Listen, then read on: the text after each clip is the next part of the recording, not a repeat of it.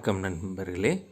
இனி நம்ம பார்க்க போகிறது கேட்ஸ் பார்த்திங்க அப்படின்னா இது ஒரு லேண்ட்மார்க் அச்சீவ்மெண்ட்னு சொல்லுவாங்க. எப்போனா உருகுவே அரவுண்ட் 1995 ஜனவரியில் இது கேம் இன்டு ஃபோர்ஸ்.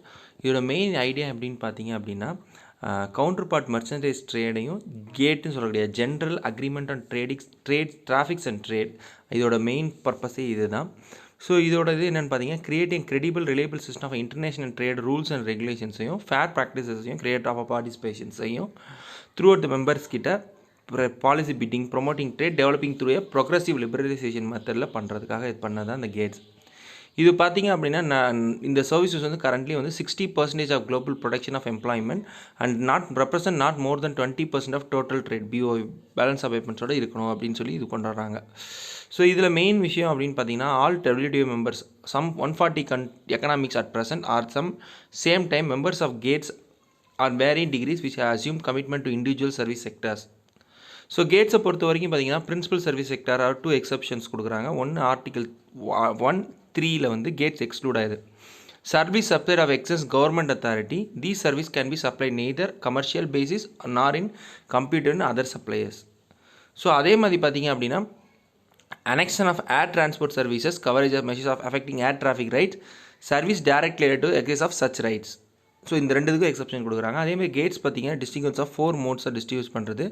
ஒன்றுனா cross border trade, consumption abroad, commercial presence of natural person.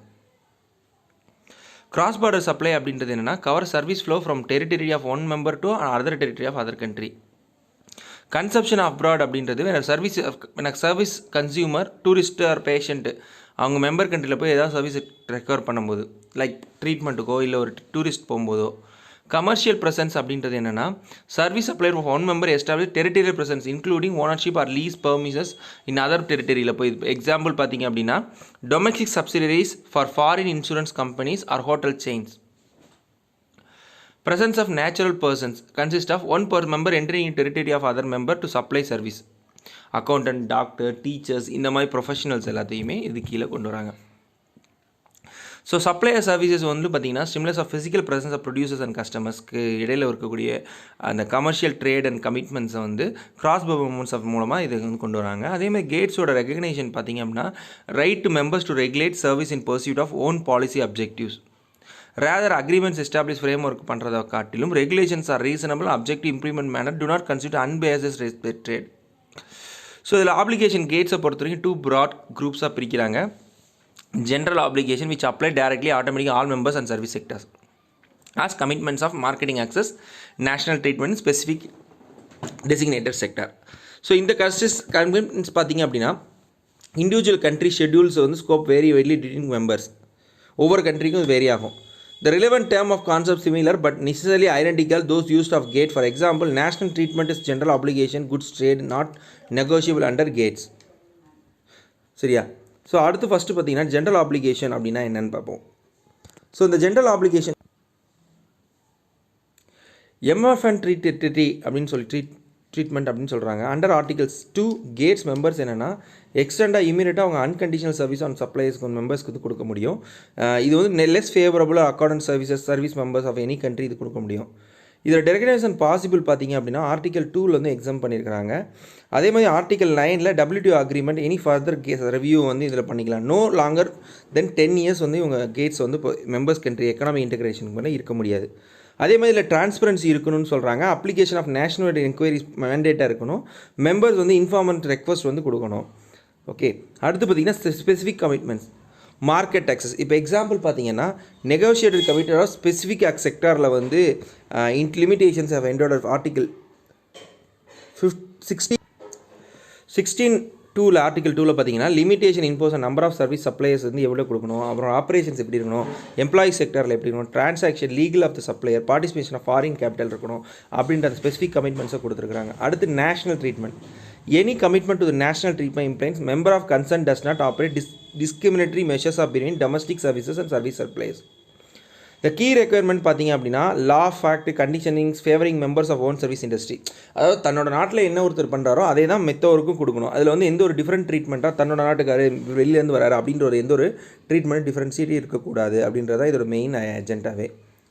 The members are free trailer to sector coverage substantial content of such commitment if they fit.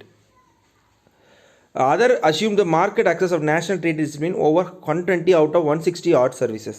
So 120 services தான் out of 160 services இது கீழே கொடுத்துருந்ததில் 120 services வந்து இது கீழே வந்து வந்துடும் அப்படின்னு சொல்கிறாங்க. ஓகே, ஸோ WTO மெம்பர்ஸ் பார்த்தீங்க அப்படின்னா schedule of specific commitment which include service of member of guarantee market access national treatment. இப்போ நம்ம பார்த்த இந்த விஷயங்கள் எல்லாமே இங்கே திருப்பி சொல்லியிருப்பாங்க. இதில் என்னென்னா horizontal section of applying sectors schedule limited particular mode of supply. Notably commercial presence பார்த்தீங்க அப்படின்னா செக்டார் ஸ்பெசிஃபிக் செக்ஷன்ஸாக இருக்கும். பர்டிகுலர் செக்டாருக்கு இது எப்படி அப்ளை பண்ணுறது அப்படின்ற மாதிரி தான் சொல்லியிருப்பாங்க.